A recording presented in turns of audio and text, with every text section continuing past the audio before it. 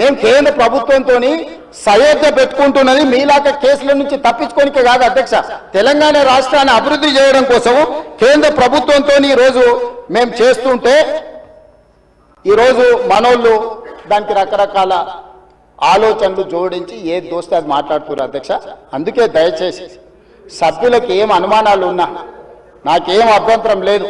నేను గతంలో ఇది నిర్మాణం చేయాలనుకున్నప్పుడు గ్రేటర్ హైదరాబాద్ పరిధిలో ఉండే ఎమ్మెల్యేలందరినీ సౌత్ కొరియా చూడడానికి రెవెన్యూ మినిస్టర్ శ్రీనివాస్ రెడ్డి గారి నేతృత్వంలో కార్పొరేటర్లను, మేయర్ని, డిప్యూటీ మేయర్ని, ఆఫీసర్లని, శాసనసభ్యులను అందరినీ పొమ్మన్నాం.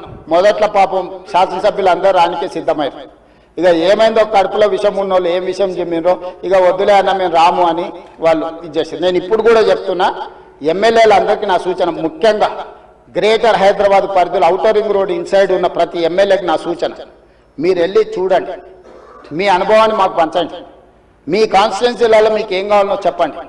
మాకు ఇట్లనే చేయాలి అట్లనే చేయాలి, దీన్ని చెడగొట్టాలని లేదు, చాలా మంచిగా చేయాలనే ఆలోచన ఉన్నది మాకు.